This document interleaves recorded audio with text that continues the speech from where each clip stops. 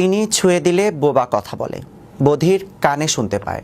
Doctor যা পারলেন না আল্লাহ কয়েক সেকেন্ডেই করে দিলেন। কোরআন তেলাওয়াতে চমক কোথায় ঘটেছে এমন অবাক করা ঘটনা, যা নিয়ে মুখে আছে পুরো বিশ্ব। আর সেই ব্যক্তিটিই বা কে? বিস্তারিত থাকছে ডেস্ক রিপোর্টে। সাম্প্রতিক সময়ে সামাজিক যোগাযোগ মাধ্যমে ছড়িয়ে পড়েছে কিছু ভিডিও। সেখানে দেখা যাচ্ছে ইরাকের কুর্দি অঞ্চলের এক আলেম কোরআন তেলাওয়াতের মাধ্যমে প্রতিবন্ধী বাক ও শ্রবণ প্রতিবন্ধীদের তাৎক্ষণিকভাবে সুস্থ করে তুলছেন। ওই আলেমের নাম বলা হয়েছে মালা আলী, যিনি স্থানীয়ভাবে নবীন ক্লিনিক পরিচালনা করেন এবং যিনি বর্তমানে সামাজিক যোগাযোগ মাধ্যমে প্রায় 5.7 মিলিয়ন অনুসারী দ্বারা সমর্থিত।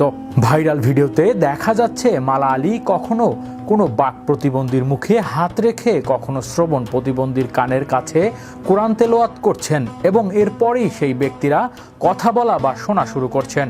এছাড়া আরও কিছু ভিডিও দেখা গেছে শারীরিকভাবে অসুস্থ মানুষের মাথায় হাত রেখে কোরআন তেলাওয়াত করার মাধ্যমে মুহূর্তেই আরোগ্য লাভ করছেন তারা। নেটিজেনদের অনেকে একে কোরআনের অলৌকিক শক্তি প্রকাশ হিসেবে দেখছেন। তারা রেফারেন্স হিসেবে উল্লেখ করেছেন পবিত্র কোরআনের সূরা বানী ইসরায়েলের 82 নম্বর আয়াত, সেখানে উল্লেখ রয়েছে, আর আমি কোরআনে এমন কিছু নাজিল করি যা মুমিনদের জন্য শিক্ষা ও রহস্যমূলক, যা তাদের ভবিষ্যতের জন্য ভালো। তবে এ বিষয়ে চিকিৎসা বিজ্ঞান এখনো নিশ্চিত কিছু ব্যাখ্যা দেয়নি। ধর্মীয় বিশ্বাস এবং অলৌকিক ঘটনার প্রতি মানুষের আগ্রহের জায়গা থেকে এই ভিডিওগুলো ব্যাপক আলোচিত হয়েছে। কারো কারো মতে এসব ঘটনার পেছনে আল্লাহর রহমত কাজ করেছে, যা বিজ্ঞানীদের সীমাকে অতিক্রম করতে পারে।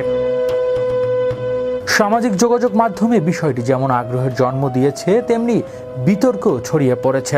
কেউ কেউ বলছে মানুষের বিশ্বাস থাকলে, আল্লাহর উপর নির্ভরশীলতা থাকলে জীবনে সবকিছু সম্ভব। হৃদয় আশিস, বিশ্ব বাংলা 24 নিউজ ডেস্ক।